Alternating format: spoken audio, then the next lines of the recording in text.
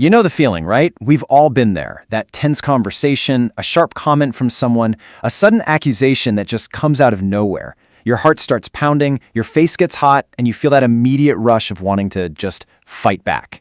In those moments, staying calm feels like a superpower you just don't have. But what if it wasn't? What if it was a skill? Let's figure out how you can master your composure, even when everything is pushing you to react. So this quote, it actually comes from a really powerful story about a cafe owner. He was being just completely berated by an angry customer, and everyone's watching, expecting this big blow up. But the owner, he just stood there, totally still, his breath even. And later, when someone asked him how on earth he managed to do that, this was his reason. He knew that his calm was his freedom. It wasn't about winning an argument with the customer. It was about choosing who he wanted to be. And that right there, that's the secret. We have to stop thinking about calmness as this magical gift some people are just born with. It's not. It's a practice. It's a skill that you can work on and get better at every single day, starting right now. So let's get practical. Okay, so the first and most important shift we gotta make is this. Stop seeing calmness as a personality trait. Seriously, it's not something you have, it's something you do. It's an active, daily practice, kind of like training a muscle at the gym. This right here, this changes everything. On the left, you've got the myth that keeps us stuck, right? The idea that, oh, I just have a short fuse, that's who I am. But on the right, that's the truth that gives you back all the power. Every single time you feel provoked, it's not a test of your personality, it's a chance to get in a rep, to strengthen your practice. Trust me, seeing it this way is a total game changer. So, how do we actually practice this when things get heated? Well, the secret isn't some complex, hard-to-remember technique. It's actually found in this tiny, almost invisible space, a little gap that exists between what happens to us and how we react. It always starts here, with a stimulus. Someone says something that just hits a nerve. Maybe it's your boss, a partner. It could be a critical comment, a sharp tone of voice, or even just a dismissive look. And boom, instantly, you feel like you're under attack. And what happens next? Your body takes over. This is your ancient caveman wiring kicking in.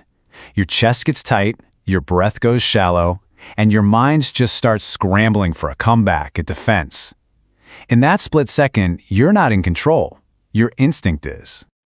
But right here, between that trigger and your automatic reaction, there is a small gap. And we're going to call it the pause. It might only last for a second or two, but that tiny little space, that's where all your power lives. It's the moment you get to go from just being a reactor to being a responder. And creating that space is actually super simple. It's a 3-step process. First, breathe. Just one deep, deliberate breath is enough to interrupt that panic cycle. Second, observe.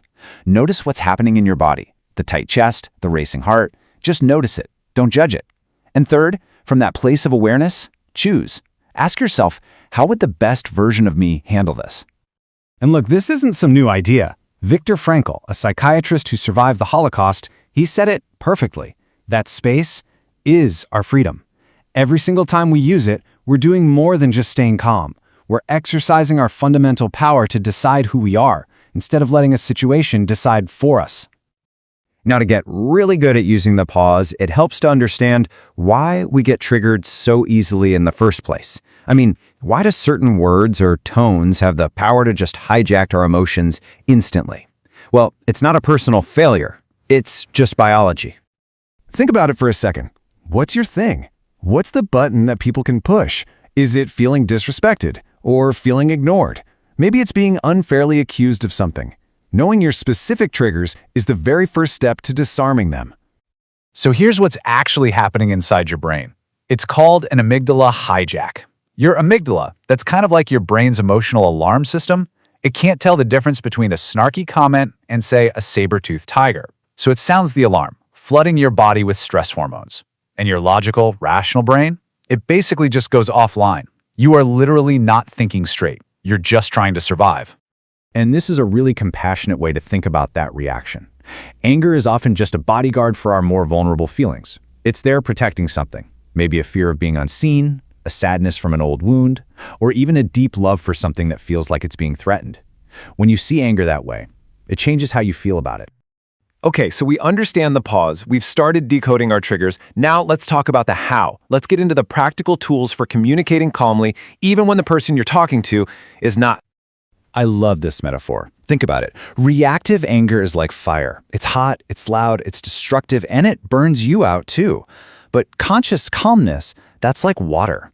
Water doesn't fight fire head on. It just surrounds it, cools it down, and absorbs all that energy without losing its own nature. It can see what's really going on behind all that smoke and flame. This comes from an old story about a samurai who was being insulted in public, and instead of fighting back, he just calmly asked this question. An insult, an accusation, someone else's bad mood, it's all just a gift they are trying to hand you. You have every right to politely refuse to accept it. Then it's still their problem, not yours. So let's look at a few things you can do in the moment. These are super practical. First, just lower your volume. Slow down your speech. These simple physical acts can actually calm your own nervous system down. Try to breathe while the other person is talking. It keeps you centered. And listen, really listen, to understand where they're coming from, not just to cook up your rebuttal. And finally, and this one is huge, acknowledge their perspective. Saying, I can see why you'd feel that way, isn't you agreeing with them. It's you validating their emotion, and that alone can de-escalate almost any situation. All right, let's bring this all home. The real goal here isn't just to have a few techniques to survive a fight. It's about changing our whole way of being.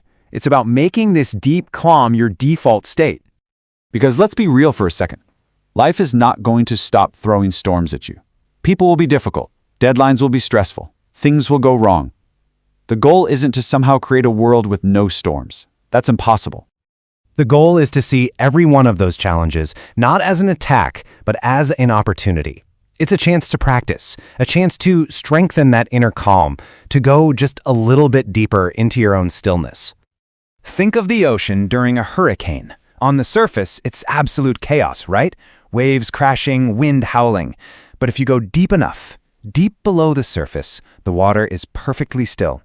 That is the calm you're cultivating, an inner anchor so deep that the chaos on the surface just can't touch it. And this is what that looks like. True calm isn't about being passive or being a doormat. No way. It's an active, powerful state of being. It's the strength of a warrior who is so centered, so in control of themselves that they don't even need to fight. They win without ever drawing their sword. They simply own their peace. So, what this all really comes down to is this. The world is chaotic. It always has been. It always will be. That's a given. The only real question, the only choice that you truly have in any of this is whether you will fall apart with it. Your calm is your answer.